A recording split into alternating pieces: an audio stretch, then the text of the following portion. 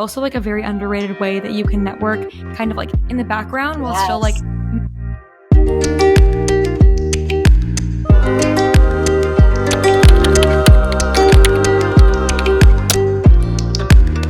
Thank you. How's it going? Good. What's it like being on the other side? It is so fun. I feel like there's no pressure for me. I don't have any notes ready. I can just like enjoy, chit chat away. Not that there's pressure when I record, but you're obviously thinking of so many things. Now Yeah. it's like stress free. Gets to just come and chat. My favorite thing.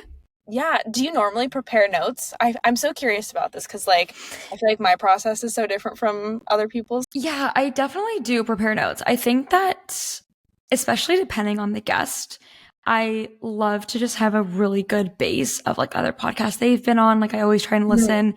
If they've done any interviews recently, I try and read up on them. So I definitely have a lot of notes. And I definitely have like a way I want the conversation to go.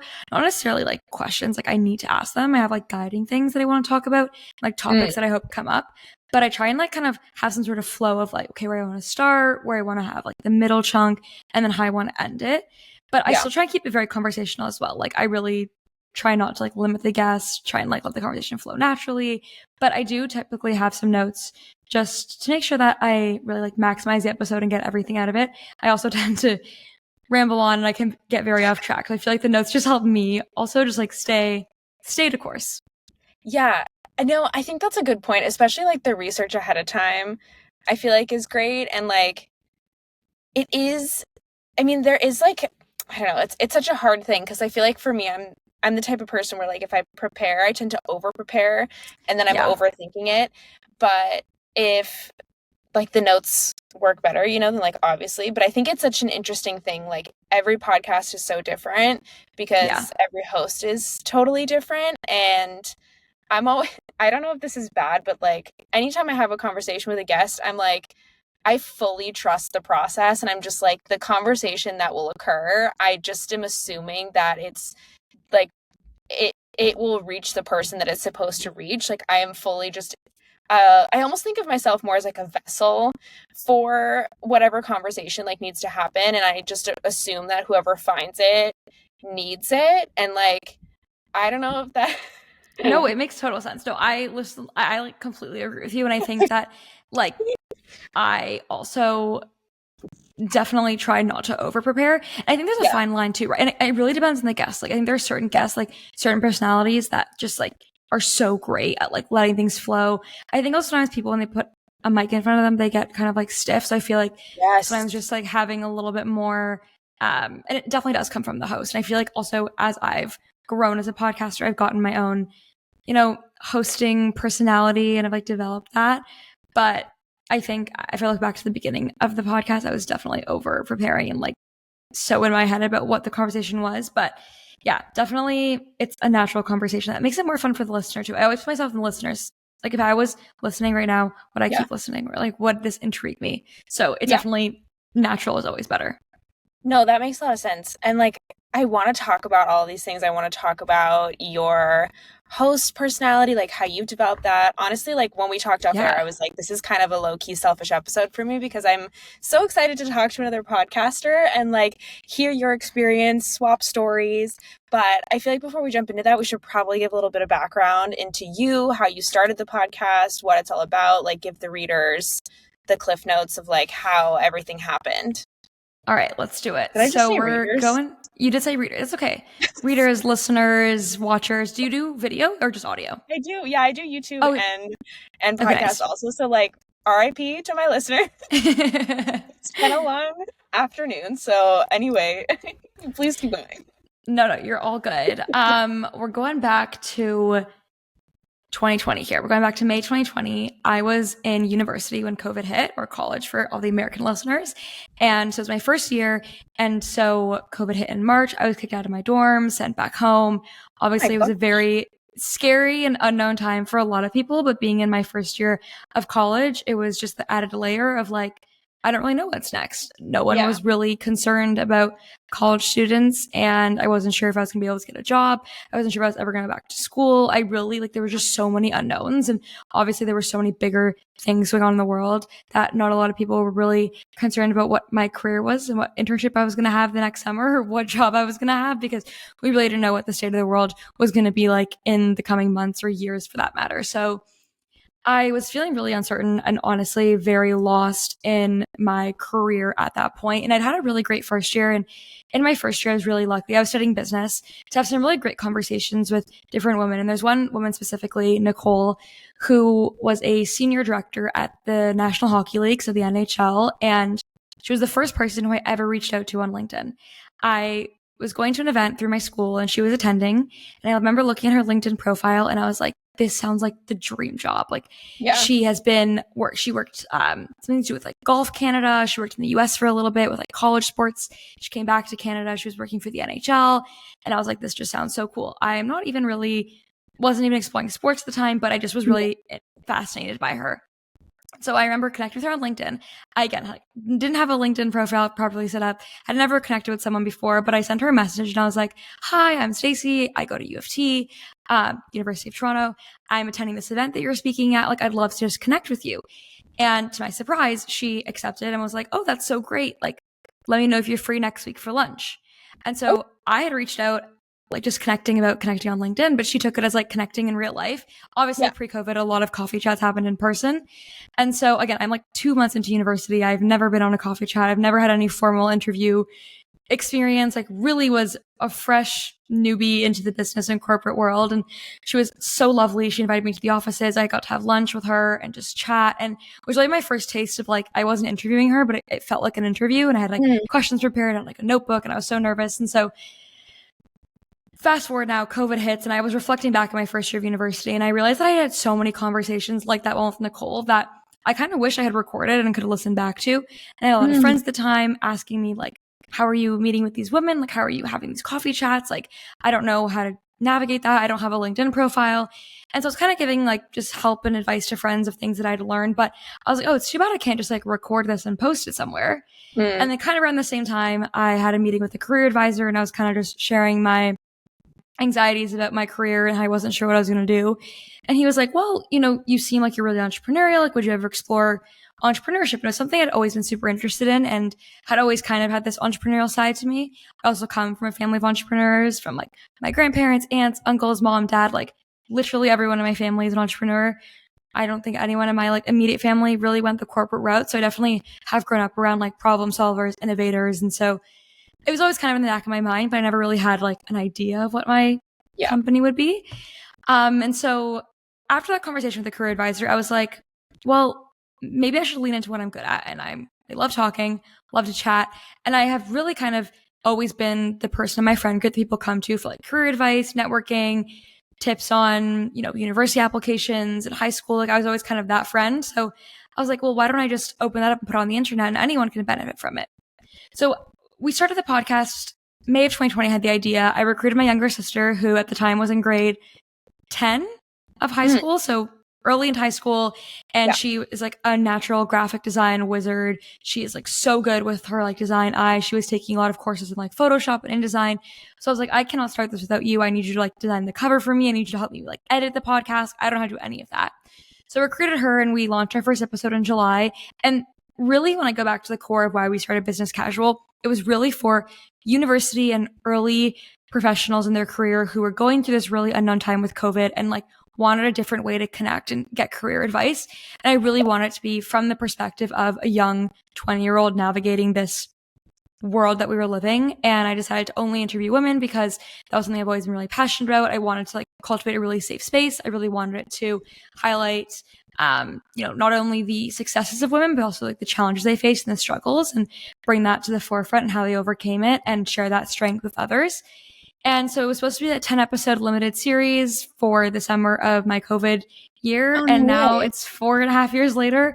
We just filmed our 71st episode and really just like got hooked. I absolutely loved the podcast. I feel like it just opened up so many doors for me. It was such a unique way to connect with women, not only women, but men and everyone in general.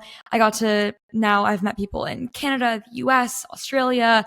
Like I've just met so many listeners from all different places. And really, as you said, I really do feel like I'm also a vessel, and I'm just like the gateway to having these conversations. And, I think that we did get in really like just before the cusp of like podcasts really blowing up. I think as we saw during COVID, like it really tripled and the market has like doubled in size now. And I think there's a lot more podcasts than there was before, but that's not to say that like there isn't room for more. I really think that, like you said, you have to find a host that you connect with, and you have to find podcasts that you like listening to.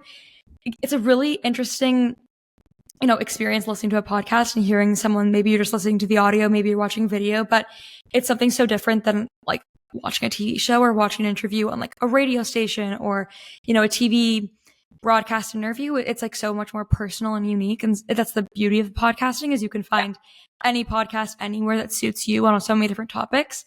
And I've loved it. I think that podcasting really is the future. I'm a huge podcast junkie.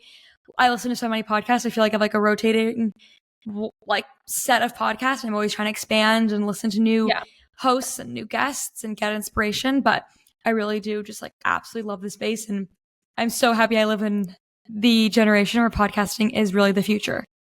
Yeah. And I think something that's interesting too is like the more people I talk to, especially other business owners, so many of them, when I talk about and ask them like, how did you find this information so early on? Like, how were you doing your research? And so many of them are like podcasts like yours, like truly that's how they, and I think a lot of like our generation consumes knowledge. I think a lot of us see podcasts as an opportunity to learn, not necessarily just to consume for fun. Like obviously there is a niche market, there's like a market for that. But I think particularly for business owners, there's a lot to be learned from these types of conversations. And to your point, being able to record them and put them on a greater platform just like gives, it's just like, I mean, at the core of it, really, it is the beauty of having those coffee chats with people that you aspire to be like and are trying to learn from, and just like giving that a bigger platform. So I'm also curious, like, how is the growth process? Like 4 years, man, that's crazy. For me, it'll be a year, I guess, next month, which I didn't realize until Congrats. just now. That's so exciting. Thank you. Yeah, that's crazy. I didn't even realize, but yeah, time flies, It really does. And I feel like, once you get going, you get in the rhythm, it just keeps going and time moves so fast. But yeah, the growth has definitely been such a great learning for me. I think as a Gen Z who loves instant gratification and who loves and seeks that like instant hit of dopamine on like social media and TikTok and everything, like podcasting could not be further from the opposite. Unless you have a massive platform, like unless you were an influencer, a celebrity, an actor, like a singer, someone who has like a platform already who then starts a podcast, the growth is so slow. And it's so rare for someone to have a podcast blow up overnight, unless you have something really scandalous happening or you have some like really big guests that you get on. Like it's very rare for a podcast to go viral. It really is about that like loyal, consistent community that you grow with every episode, with every listener you gain. And it's hard, right? Because, I mean, we talked about this offline, but I think sometimes people underestimate the amount of time and effort that goes into podcasting. Like, yes, we're sitting here for an hour, 45 minutes, chatting, but there's so much behind the scenes of like the coordination and like sourcing guests, finding time that works for both of you, having a setup call, then you're editing the podcast and you're doing promotions for it. Like, it really is like a whole process that takes many hours and many days and many weeks. Then take that, you're uploading every single week, or I upload bi-weekly, doing that twice a month, doing that once a month, like however often you post on your podcast, like it is a lot of time you're dedicating. So it sucks sometimes when you have an episode you've worked so hard on and you're like, oh, like I wish more people could listen to it. But I think it's really taught me to flip that narrative and really see it as like, I remember at the beginning, like some of my episodes have like 14 listens, and like that's just the reality. Like that's just how many people listen to it. But 14 people in real life, like that is half of a restaurant. That is like a really big table at a restaurant. That is more than my car can hold. Like when you put it into perspective, that many people sitting down and listening to you talk for an hour is so incredible. And that is like such an accomplishment in itself. Increase it a little bit more. Let's say 100 people are listening. Now you filled up a whole movie theater. Now you're like, oh my gosh, imagine my face on a movie theater and every single person in that theater is watching me. And like slowly but surely you do start to grow. And like, again, for me, I really did start it from this position of like, I want to just help people. I never really saw it as like a full business or like something that could actually grow into something more than just a podcast and like a full community. So it is tough and it's really hard at the beginning, but it definitely with consistency and like just making sure that you're uploading at a consistent schedule and like putting the time in from like a content perspective and like promoting on TikTok, which has been my more recent focus of promoting the podcast. Like it has been a really great learning and experience. And I think has really taught me a lot about really growing and cultivating a community. Yeah, I relate a lot to that. Although I think my story was slightly opposite almost because I started my podcast when I moved to San Francisco, almost a year ago now. Well, I moved to San Francisco 2 years ago, but anyway, I started this as a blog because I was like afraid to join the podcast market because I thought it was way too inundated. And I was doing the same concept, interviewing founders, but I would write articles instead. Slowly but surely realized that people just assumed it was a podcast. And I eventually was like, I should just give the people what they want. And thank God I did, because it's a much better process for me. Like writing an article is way harder. Plus so exactly what you said, like so much of the conversation does not come to play the written form. Doesn't translate. Yeah. Yeah, and like you miss so many nuggets and everyone has different takeaways from the conversation. And so in order to, like you said, really help people, like you just got to give them the whole spiel. So when I started, I was like really hopeful that this would be my full-time job. Like I was really dedicated to making this a company. Like I made myself a pitch deck. Like I went through the business model. Like I legitimately tried to understand and like almost prove to myself that this had viability. And like I too was also very hopeful that it would just like pop off overnight. If I was like, if I just put my mind to it, if I grind hard, if I do all the right things, like it'll work. And of course, what you start to realize is like it is a slow build. And I too had to reframe my mindset around it, where I was like, I think what made it click for me was I realized that there are like two kinds of people, maybe three. One is someone who's going to be known. So like people with like really big platforms who are well known throughout the world. And then those who make an impact. And like those people aren't always necessarily known. And then there are those, I think, who have maybe both or neither. And when I thought about the people who make an impact, like that's really what I set out to do here. I didn't set out to be known globally, right? Like I set out to help other aspiring entrepreneurs build their dream lives. And I want to help other entrepreneurs through their journey as well. Like I want to give them a platform. And it was really about that impact. And then when I started to think about it like that, it was like the numbers stopped mattering, because I was like, okay, whatever, if 17 people listened, that means that I hopefully impacted 17 people. Like that means that who knows, like maybe one of those 17 people has this amazing business idea that's going to change the world for the better. And like, if I could be a small part of that process, then like tick the box, like that's done and dusted. I'm thrilled, but it did take some time to realize like what this was about. And I think a lot of business owners relate to this, where it's like you have to almost understand that your ego can't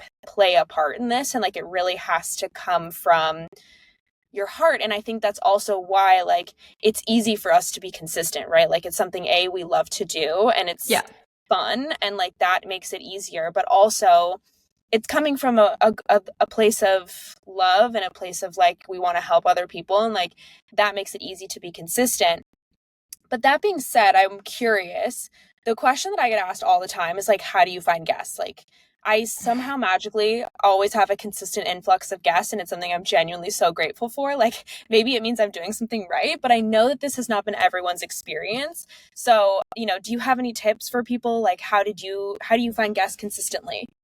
Yeah, it's such a good question. And I think that like over the 4.5 years, like will be 5 years this upcoming July, like there's been a flux. Like there's been times where like all of a sudden I like so many requests in my inbox. I feel like, I've got like guests lined up for months on end. And there's times where I'm like scrounging.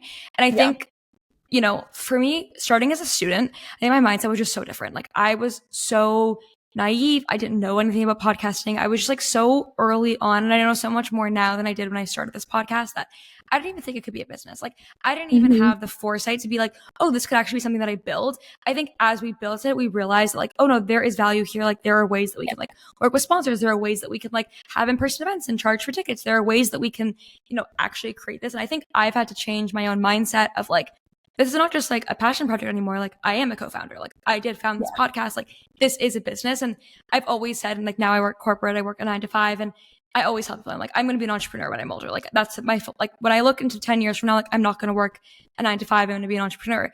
And I'm like, I am one right now. I just like need to do a better job of like really owning that mindset. This is kind of jumping back to what you were saying before. But I just think that like that mindset shift has also been like tough for me to wrap my head around. But going back to the guest question, it's been like a really weird mix of like people reaching out, asking me to be on their podcast, having guests on that then connect me with other people in their network, friends and family connecting me with people in their network, you know, people on Instagram being like, oh, this person would be great, you should have them on.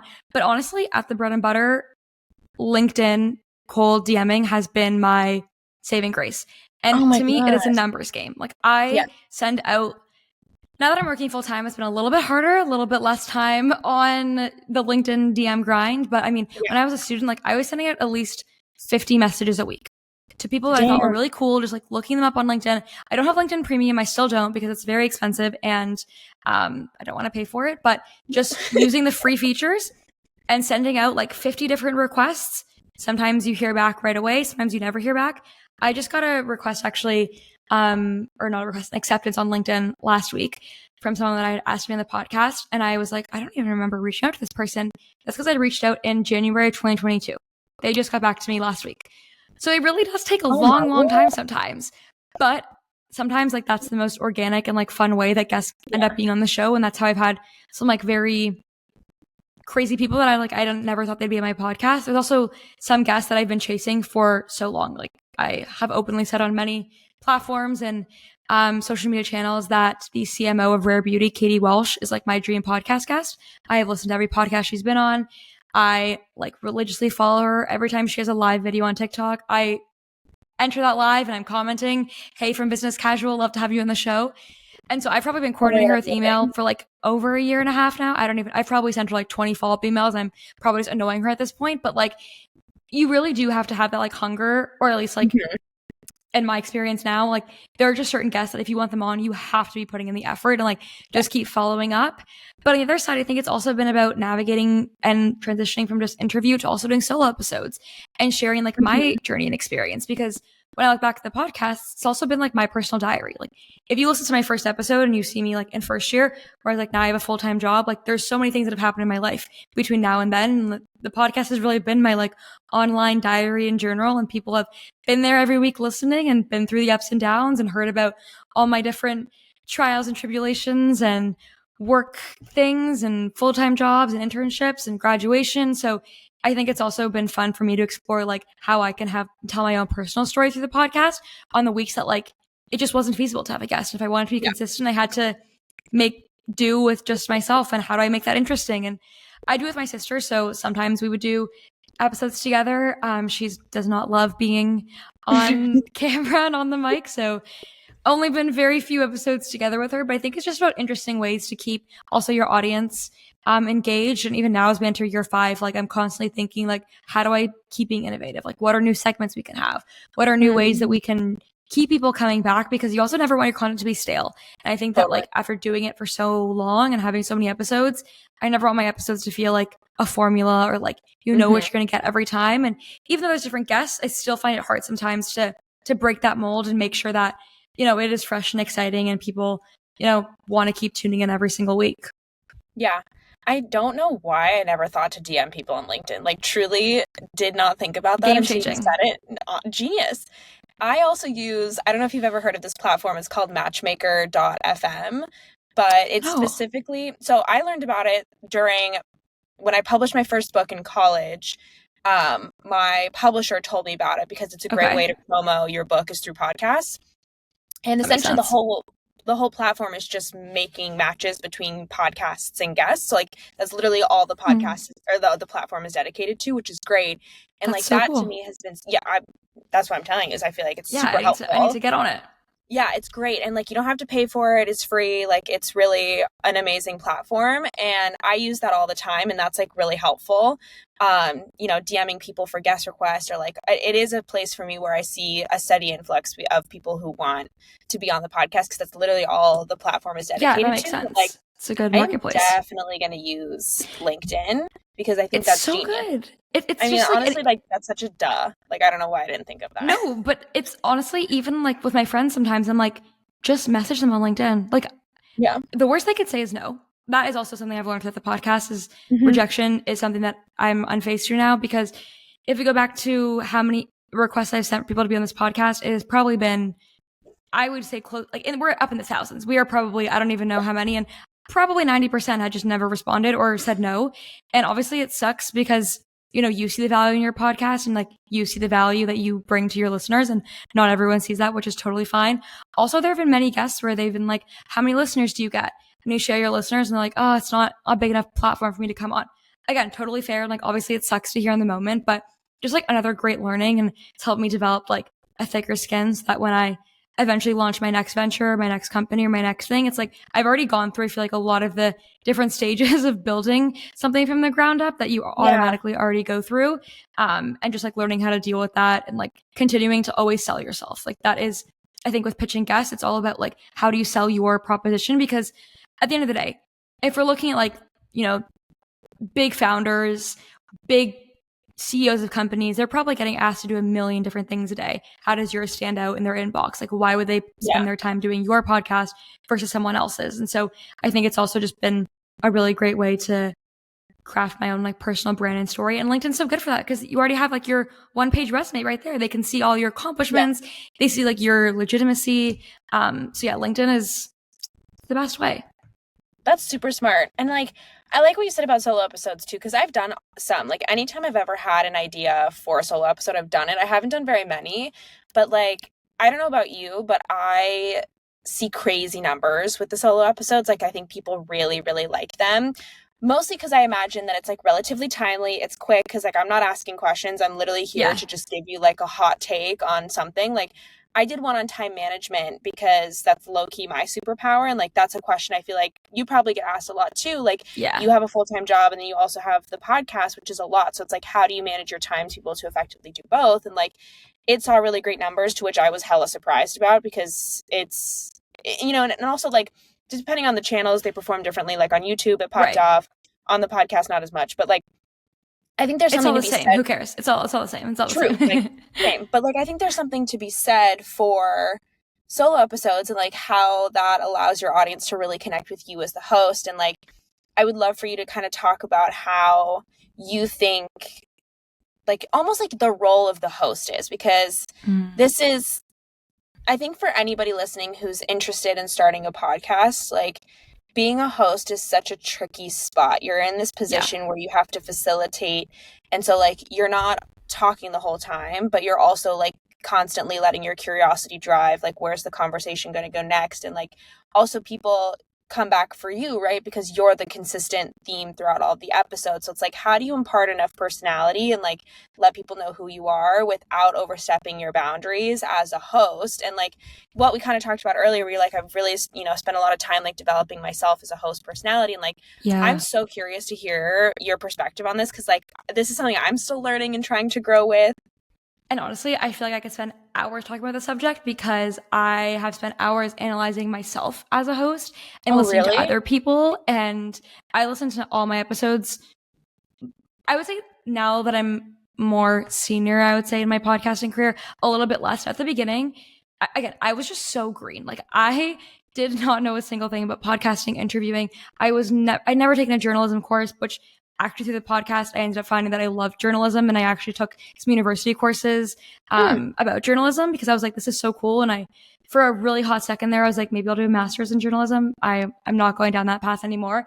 But as I think back to the beginning, like, it was a question that was always top of mind to me, and understanding what is my role and how do I hook listeners to want to keep coming back every single week for me. And I think, as a podcast host, you are the creative director. You are the one that at the end of the day is the creative machine behind the whole episode. And so a couple of things I think I've done to help find my hosting style is like, number one, I, again, try not to follow any type of formula. And as much as I prep beforehand, one of the reasons I prep is because I don't want to ask the same questions that someone has already been asked on a podcast. Yeah. Obviously, there are like tons of questions that are very basic that always come up. Like, I'll use the time manager one because you brought it up. Like, always a question that gets asked. And like, for sure, if there's like CEO coming on my podcast, like they have probably the best time management of everyone because they were being asked to do a million different things. Founders, same thing. You know, there's so many questions that get asked all the time. So I think that, you know, one thing that I've always tried to do is never ask a question that I've heard someone ask them already, that I've seen them talking about on their channels, like really asking things that are different and unique from things that you can already find on their content. I think the other thing is like really encouraging my guests to also be part of the conversation. So one thing I do when I have guests on the show is I always ask them like, please ask me questions back.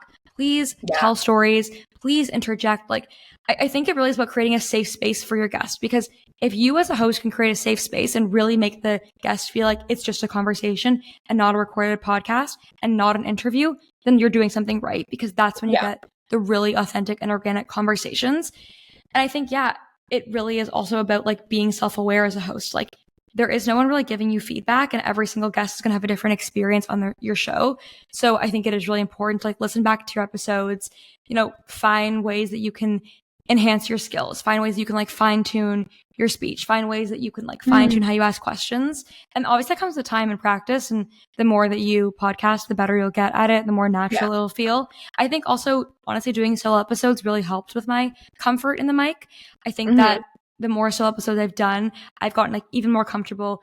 I've gotten rid of my filler words. Like, that was a really big issue I had when I first started my podcast. I would say like and amazing, and I love that. Like, I would say the same thing 100 times in the episode.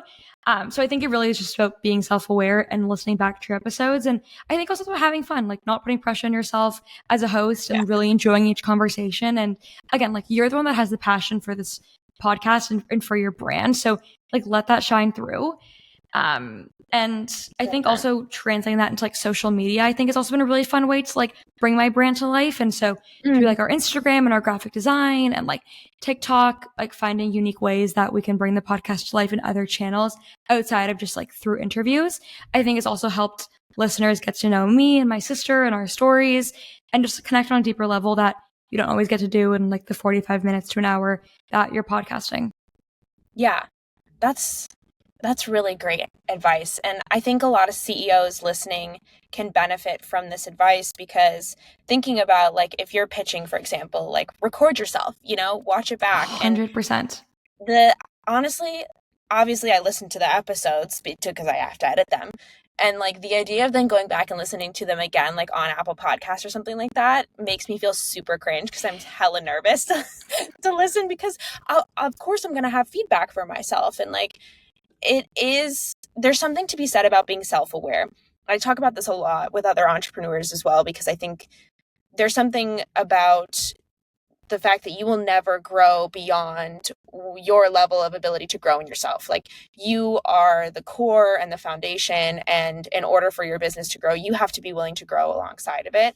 And with that comes a requirement of self-awareness. If you are not self-aware, you will not be able to identify areas of opportunity. And like, kind of almost like what we talked about earlier, you have to really remove the ego in order to be able to actively be able to have those kinds of frank, honest conversations with yourself about where you can improve. And I think that's testament to how you've been able to keep it going and keep it consistent and to grow for so long, especially like thinking about starting as a college student. If I had been your age, like, I do not know if I would be able to do that, because there's so many other things during that time of your life that are calling to you. And like, maybe COVID helped with that, because, you know, you guys didn't have the same college experience that the rest of us did, you know, but like, I still think that there's something to be said for your consistency and like your passion and your drive. Like, it's very tangible and it's so, so amazing. Like, honestly, I'm excited to be where you are in 3 years. Like, that's feeling. And you're so kind. And no, I think that it is true from like the self-awareness piece. Like, I just want to jump in because I have a thought here. Like, there's obviously always times where, like, I'm sure you've had episodes where you're like, oh my gosh, that was such a good episode. Like, you just, and maybe you feel it after every episode, but like, there are definitely ones you're like, that one was the one. Like, you just come out of it, you're like, I know. If you go back to that one and you listen to an Apple Podcast, and it is so cringe at the beginning, and I took a long time to overcome listening to it, and even still sometimes I get a little weirded out, but now I'm like so over hearing my own voice, it just seems normal to me.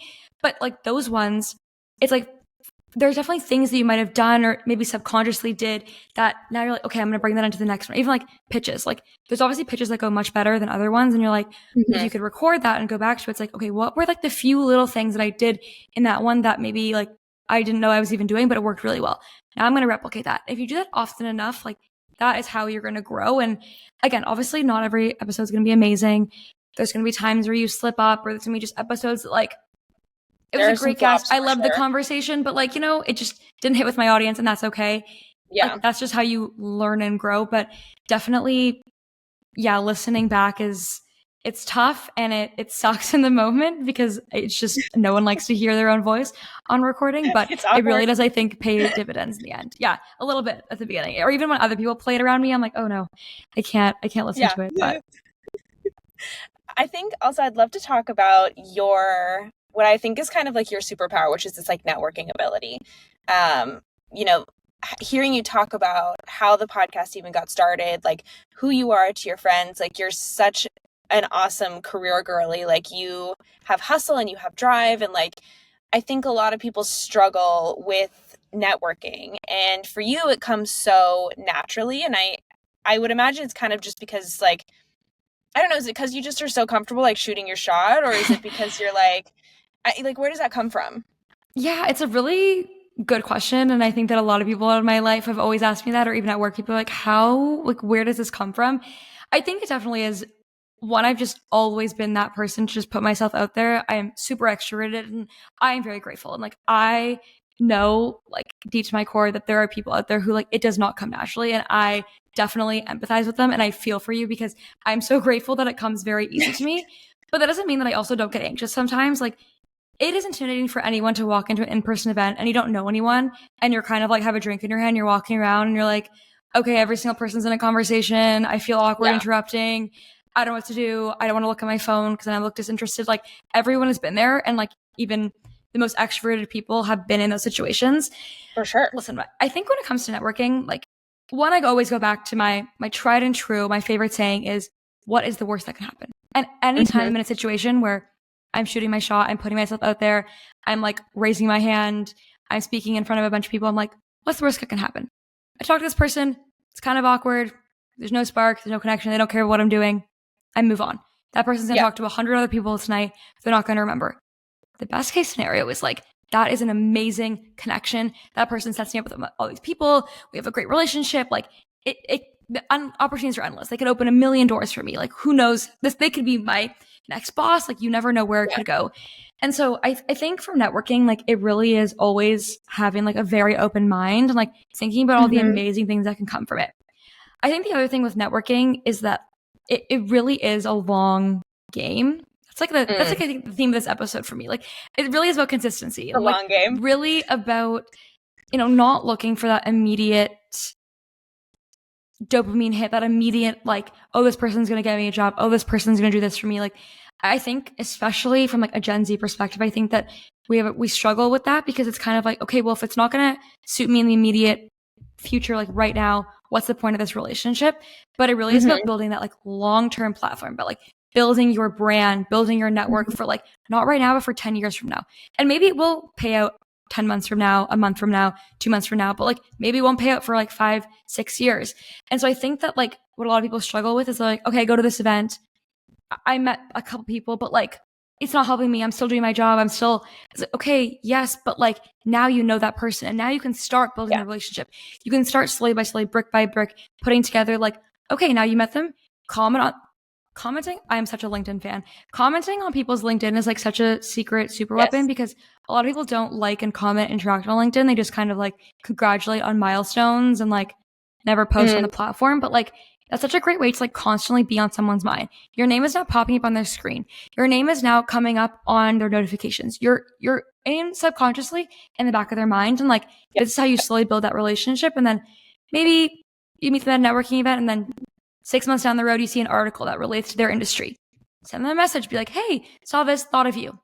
Easy as can be. Like, it's just about the small actions, I think, that people really underestimate that really actually do go a long way and that will actually help you with networking. And again, like, start small. I always tell my friends and family, I'm like, start small. Start with like your immediate company. I have been in my company for like a year and a bit now, and like maybe not every single week, but like at least once a month, I try and have a coffee chat with someone, whether it's on my team, in the US, cross-functioning. Like, start within your own company. Okay, company, you got that, great. Now let's go on LinkedIn and let's find like your friends' companies. Maybe they can set you up with someone. Like, start really like localized and small, like slowly as you get more comfortable and more, again, like it's all about practice.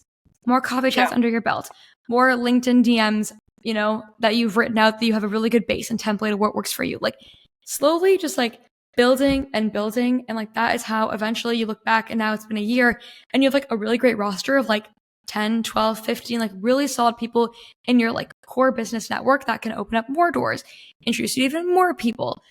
So now I don't even remember, I've gone off a tangent. I don't even remember what your initial question was, but networking is such a personal thing, right? Like, you have to figure out what works for you. But my like biggest advice is just like, the worst that people can say is no. Like, people can be rude and like, sure, they're rude, but like that interaction is going to be such a small blip in your full career that you're not going to remember it. And there's going to be so many other positive experiences through networking that are going to overcome that like one negative experience that you may face at like one in-person networking event. Yeah. And I think this is such a great point because so much of building a business is a long game. It is a culmination of small steps taken every frickin' day. It is not like one big thing that's going to move the needle for your business. And like, it is such a practice for entrepreneurialism to focus on the small, slow, long game, because that's what it is. Like, most companies, especially startups, don't see an ROI for like at least 5 to 10 years, you know? And like most companies, especially like most entrepreneurial ventures, like aren't making money at the beginning. And like, that can be really demoralizing. And you're like, well, what the hell am I doing if I'm not generating revenue? And it's like, no, like, you know, we have to go back to the beginning, just focus on consistency building. And I love that networking is the same. And I also think, to add to your advice, because I think that's excellent advice, I would almost encourage people even to start, like, if this is for somebody who's hella introverted, my also recommendation would be like, practice doing things by yourself. I think that's really helped me personally in gaining confidence and putting myself out there. Like, I wouldn't necessarily call myself an extrovert. I think other people might disagree, but like, personally for me, it's an active practice to go to a networking event and like talk to random people, because I have absolutely been in that situation where I walked into a room full of other people who are already talking to other people, and you're like, I don't know where to start. Like, how do I put myself in one of these conversations, and like, what do we talk about? And it's hard, but I think like the other night I went to a concert by myself, and it was so Who did you go see? It's like someone I went to see this, it's like this kind of like instrumental band. They're called Arc de Soleil. And it was it's not like a big name. I'm actually also going to another solo concert on Friday. I'm going to see Maggie Rogers, which I'm super excited about. I've been a fan forever.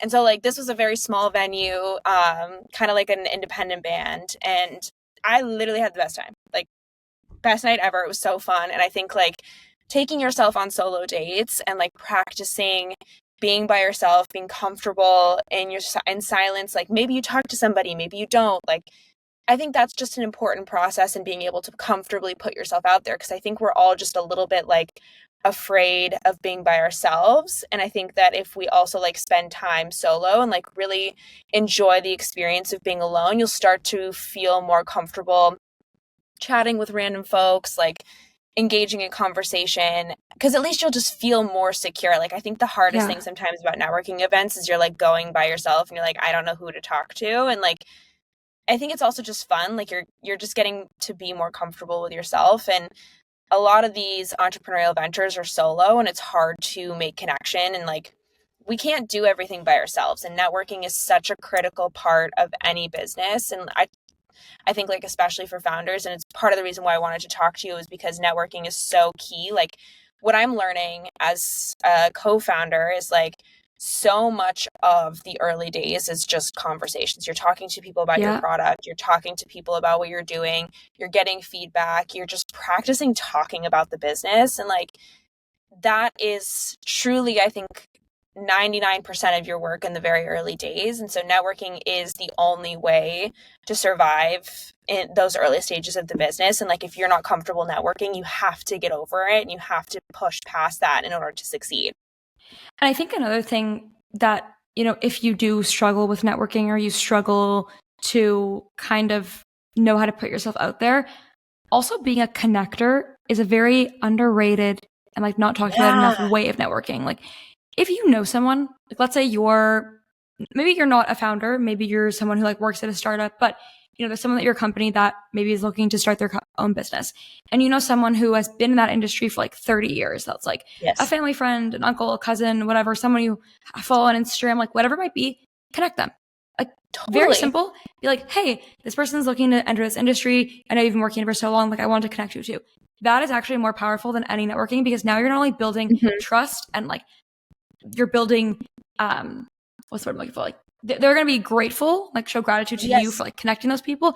But now it's like you're also involved in their connection. And like when they think about their network and the relationship, you're always going to be a part of that. And so I think that also like a way to always give back in networking is also to figure out ways that you can connect people and like ways that like you can find synergies with like your friend groups and network is also like a very underrated way that you can network kind of like in the background while still like multiplying your cloud of people in your circle. No, wait, that's genius. Because I think about this as like, for me, I always want to be a girl's girl. I'm the type that like, it's low lift, but high impact. Like you see a girl in an outfit that you like and you tell her like that makes her feel so good. Like that changes her day. Like and it's low lift for me. Like I simply liked what you were wearing and I just said it.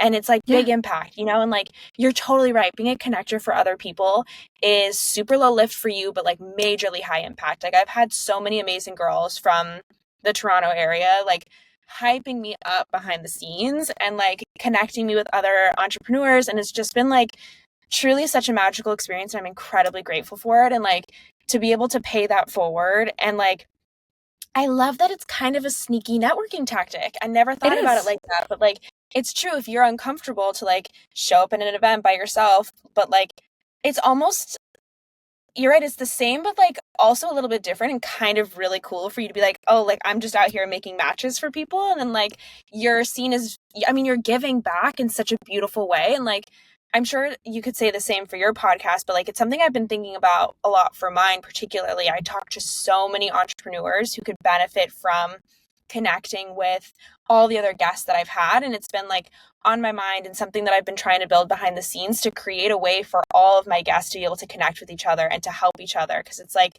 that's what this whole platform is for. It's to help entrepreneurs. And like, if we can create a space where we're connecting them and allowing them to share their experiences or to lend help, like great. You know? Yeah. And people want to help, right? Like if you help someone you pay for, like they also want to help you. Then they're gonna be like, okay, like who in my network can I connect Maddie with? Like, oh my gosh, like, okay, well, I know this person now. And it's like, you're now starting this like chain reaction that you didn't even really intend to start, but it makes so much sense. And really like, especially like the founder community. And like, again, I have like only recently very switched my mindset of like, okay, like business casual is a business. I am the co-founder of it. And like, I have to think about, you know, wanting to do something full-time, like entrepreneurial. The community is very small. I mean, I'm in Toronto, so like maybe it's the Toronto community that's small, as you've very recently found out, Maddie. But like, it really is like a small community. And so, you know, once you start connecting and like being a connector, like you really also just like, again, multiply your own network and you realize how small, especially like in the founder space, like things are. And you never know who's going to open up a door for you down the road. Again, like long game, you never know how that's going to pay out for you down the road. Yeah. Okay, well, I know we're running short on time, but I do have one more question that I'm dying to ask you. Like, okay, as a podcaster, when I started this, the dream was to be like picked up by a network. Like was how you know that like you made it. Yes. And I would love to get your perspective on this because now that like I've been in the game for almost a year, I'm sort of trying to be like, do I want to hand myself over to a network? Like, what are the cost benefits? Like, is it worth it? Is it really the dream? Like, or, you know, can we be like you and like, can we make it on our own? And you know what? It is definitely something that every podcaster thinks about. When I started, Right? I had gone to LA, I think, maybe like a year into my podcast, and I like wrote a letter to Dear Media and I like dropped it off at their offices.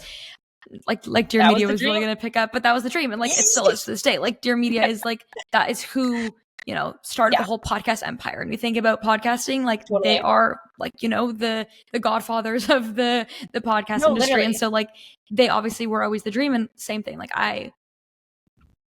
but it's my dream. So Yeah. we were approached, I think about 2 years into our podcast, by a network in Toronto. It was a new network they were starting up. There was a guy who has been like his family business, has been an entrepreneur his whole life, and he had his own podcast as well. And basically they were starting this podcast network, and he was working with like a pretty sizable Toronto influencer, who was going to be joining, who also had her own podcast that's kind of joining him to like manage this new arm of their business and like the podcast network. I was like, this is so cool. Like I have photos and I get memories every year of like 1 or 5 years ago today, 4 years ago today, of when my sister and I like had the first meeting, and we're like, oh my God, this is so cool. Like they want us to be on their podcast network. And again, it was a new network. So I will say like in Canada, very different from the US. Like everything's a lot smaller here, like not as much opportunity. There's not as much, you know, there's not many podcast filming studios, not many networks here. Like it is a much, much smaller community. So it wasn't like that atypical for like this to be a brand new network that like didn't exist and was like starting from the ground up. But it seemed so exciting. They were like talking about having a launch party and how, you know, they have both had a ton of experience in the podcasting world, and there's going to be sponsorships and helping with editing and like basically like being a full network. So obviously very exciting. Again, did not know many people in the podcasting industry still at this point, was fairly new still. Didn't have anyone close to me that was in podcasting that I could really turn to for advice. So it seemed like a good fit. And it was a year contract. So we said, okay, we'll do it for a year. If it doesn't work out, we'll cut our losses and leave. Like, what's the worst that could happen, really? Right. And so it was going well. We got set up with a editor, Claire, who is still with us to this day. She is amazing. Like, literally the sweetest person ever, and like became our podcast producer. And I remember the first time meeting her and I thought, I've made it. Like I have a podcast producer. That's it. Like I'm internships, goodbye, full-time job, goodbye. Like I'm doing business casual for the rest of my life. That's it. That's my full-time job. And so things were okay. Like it was kind of a quiet network. We had like a group chat with all the other founders or all the other podcast hosts and founders. And honestly, I made some like really great friends that I'm still friends with to this day who also had shows on the network. But it really like, I felt like it was a little bit, they sold us the sky, and we were getting like nowhere close to the sky and the stars. We were like very far from that. We were maybe like the sky's up here. We were maybe like down here. Like Street no level. launch party was ever discussed. They were like, oh, we're gonna do a photo shoot for you guys. And we're like, okay, great. Like, yeah, we need photos. Never happened. We ended up paying ourselves to like get a photographer into our basement, and we like turned our basement into a little studio for the day, and we took photos, but like it was not through the network. It was just through us. But you know, it was like so exciting. They had like a whole network on Apple Podcasts. We had like little logo. We had like an intro on our show. Like it did feel legit in some ways, and then other ways like wasn't really too legit. We never really had like calls all together. There wasn't a ton of like synergies with like the other podcast hosts. Like I feel like I was still doing like a ton of the work. Our podcast producer, Claire, amazing. She edited all of our shows, but again, wasn't too much movement. I would say maybe like 3 or 4 months in is when we got our first sponsorship deal, and we're like, okay, this is crazy. And I remember thinking like, I didn't sleep for like so many nights because I was like, is this the right thing to do? Like I'm having an ad on my show for the first time. Like I wanted to resonate with my guests, and I didn't want it to be like a random partner that didn't make sense for my show. And they're both food partners because the guy who started the network, his family business was in like the food CPG sector. So it was 2 brands, and I was like, okay, you know what? Like it didn't make a ton of sense from like a business perspective. Like I didn't really get the alignment, but like it was very Gen Z brands. They were doing really well. They were very relevant brands. Like, okay, great. Worked with them again. Like I'm still in university at this point. I'm like living at home. It's like still COVID. So a lot of my like friends and family and like my social media network, like everyone was like very much really like on the business casual wave. Like everyone was following it. Like it was still like pretty new and exciting. We knew about the podcast. We made like a big announcement on our Instagram and our LinkedIn's. And so we announced our sponsorships. Like my family and friends, like they were so supportive. So many people bought through our links, and they're both commission-based podcast ads. So like we had so many friends and family sending us pictures with the product. We were doing like extra Instagram like posts about it. We were like, my sister was making graphics for it. We were like, new sponsor. Like we really treated it as if we had just gotten like $1 million deal on our show. But again, because like that's what it meant to us at the time. Yeah, of course. A couple months goes by, and we had like some trackers, and I'd kind of reached out a few times being like, hey, just want to like check in and see how our ads are going. Like, do you have any feedback or like, and the girls we worked with on the network, like she was amazing. I still keep in touch with her. Like she was kind of just more supporting. She was hired on by the guy who started it. And she was like, yeah, I haven't really heard back from the guy yet. Like, I'll keep you updated. Okay, like a week goes by, 2 weeks goes by. I'm like, okay, hey, like it's been a few months now. Like I just want to see where we're at. They're like, oh, you've made no sales. I was like, I'm like, so actually that's false, because like I literally bought the product myself. So I know at least for sure there's one. My dad had bought like a bunch of the products to like send to his office. Like I knew we had sales. Like my boyfriend had bought, like we definitely had sales. And I was like, oh, like that's really weird. Like, do you mind like double checking our link? Like I know for sure you've had some sales. And they're like, yeah, sorry, like nothing has come through. And at this point, I'm like, all right, something here is like really fishy. And then all of a sudden, like radio silence just happened from the network. Like, oh no. The guy just like stopped answering.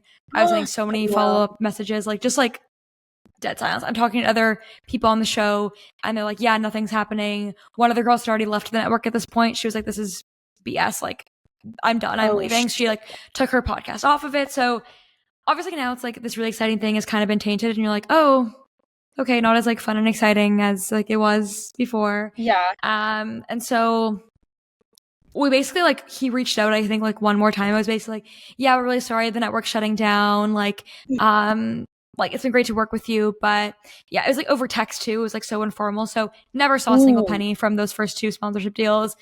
Again, do I think we made like $10,000? No, but like we definitely had some revenue that had come in from both of those ads, like from friends and family and like listeners that like really were there from day one and wanted to support us on this big, exciting milestone on the podcast. So obviously it was like really shitty, and it was definitely a really hard pill to swallow. And you kind of were like, okay, one, I feel like I've wasted a year with like maybe other opportunities that could have come up that we didn't really pursue. And like, it just was like a really shitty way to like end the whole experience. And obviously we didn't get paid for our first 2 deals, so it wasn't great, but we were able to stay with Claire, our editor. She was great. And then she actually ended up introducing us to another podcast network. And so I was very reserved about it. I was like, I'm not really interested. I don't really want it. But he was really nice. It wasn't really a business network. It was based out of Denver, Colorado, and they were a hospitality network. But we ended up standing with them again for a year and continued working with Claire. And like everything was going great. And then this past summer, we decided to just walk away from them just because it just didn't make sense. It didn't have synergies with like our brand. As we continue to grow, it just like felt really disconnected to be with this like hospitality podcast network when like, we're nothing to do with hospitality. But Claire's been amazing, still with us now. And so there's been like pros and cons from both of it. I think that like, again, when you're naive and you're new and you see these like big flashy things, like you are just like so, you want to believe that everyone is good and like everyone has the best interest from your own show, but that's obviously not the case. And I think like different scenarios are going to work for different people. I think like my advice would just be to really make sure that whoever you're working with aligns with your vision and really cares about your show, because at the end of the day, like now you have more stakeholders in your podcast and more people and more fingers in your what you're doing. So make sure that it really aligns. And like number 2, just make sure that you have the proper protections and like you're setting yourself up correctly from like an actual business perspective to make sure that you're owning the revenues, making sure that you're also in contact with sponsors, making sure that you're the ones to like manage that relationship, so that you obviously don't get burned the way that we did. And I think that like it's definitely not necessary. Like you can do things on your own. Obviously it helps to have like the experience and like the network from like a obviously if they have more shows they can have like more negotiating power for sponsorship deals, but like it's not necessary. And I've also dabbled with the, like, should we start our own network? Like what would that look like? And I've thought about it a lot, but I think that like also where the podcast industry is right now, like you really have like the big networks like Podcast One, Dear Media, like those of the world. And that's kind of it. There's not really a lot of like in-betweens. I think it really is because a lot of people can do it on their own. And a lot of companies like BetterHelp, AG1, like the big podcasting advertisers, like are really okay dealing with podcasters on their own. So, I mean, that's my experience. You know, you live and you learn, you make mistakes and you learn from it. But I think that like you definitely can do things on your own. And I think, you know, as you continue to grow, you'll find people like the Claires of the world who will want to support you and like be there from day one growing your podcast with you. But definitely the whole network thing is like such an interesting, and I don't know, maybe it's different in the US. Maybe there are like a lot of other smaller, but here in Canada especially, it's really not too much action in the podcast industry. Yeah, I think you're right. I think we have one called like Podcast Nation that's like, I think right under Okay, I've heard of them. Yeah. But I think they have like Gals on the Go, I want to say. Yeah. Another girl that I've talked to, she's a part of their podcast network also, but I think that just works better for her because she's also a full-time content creator. Like she's also a full-time business owner. So for her, I think like having that extra help is critical. Whereas like, I think for us, like this is what we do, you know? And so it's a little bit different for us, but I think it also depends on, sorry. No, you go. I think it also depends on your goals with the podcast. Like as someone who was in school full-time and then now working full-time, like if there are weeks where like I just physically cannot get a podcast episode up, like I am okay with that to my core. Like I know that there are just weeks that like are busier than others. I'm not going to get one up. One of the girls who I'd met through our podcast network originally, she moved to another network and like her network was so intense about like you had to hit your numbers every month and you had to have your episodes out. And like it was just really, really strict. And like when I looked up a network, I'm like, that I don't want to do that. That's not, that sucks the fun out of it for me. And like I want to be an entrepreneur because I want to like have freedom and like creative freedom to do what I want and make my own decisions. Like I don't really want to have like this like someone from the top down, like micromanaging my podcast and tell me what to do. So I think it's also like finding out what you want from your show and, you know, finding the people that are going to be on that same wavelength with you and support you, because not every network is the same. And like, obviously network has to make money too, right? Everyone's a business at the end of the day. So they want to make sure you're hitting your numbers. But I think if it's not your full-time job and it's not like what you're making all your money off of, it's really hard to have that same level of, you know, not even commitment, but just that same pressure almost on your show. Yeah. No, I think all of that is really helpful advice. And like, for me, this has been such a pleasure because it's so nice to talk to another podcaster. And yes, I think a lot of other business owners can relate a lot to what you're talking about. Like, I think there's a lot of correlations here between having your own business. And I don't know if a lot of people think about having a podcast as being your own business, but it really is. And like all of your experience in your entrepreneurial venture, I think is going to be really helpful to other people. So I really appreciate you taking the time and coming and hanging out with me. This has been such a pleasure. Fun. My favorite thing to do is to podcast. So I am so excited for you and your journey. And like, just anyone listening, just a reminder, you've seen now the proof with Maddie and I that like there is so much space in the podcast world. It's such a lovely community. I highly recommend if you're interested. It's a great way to build your personal brand, great way to network, great way to just also have your own little space in the world of the internet and have your own little corner and share your own little diary. And so definitely if you're interested, like I'm always happy to chat. So please reach out. And thank you so much, Maddie, for having me on. So much fun. And can't wait to see where you are in 4 years from now, 3 years from now. I was going to say the same thing. I was about to be like, guaranteed both of us will happily pick up the phone and talk to you for 15 minutes about a podcast if you have an idea. Always. Like, no problem. Like, please email us. Yes. Always happy to chat, especially about podcasting. The best thing in the world.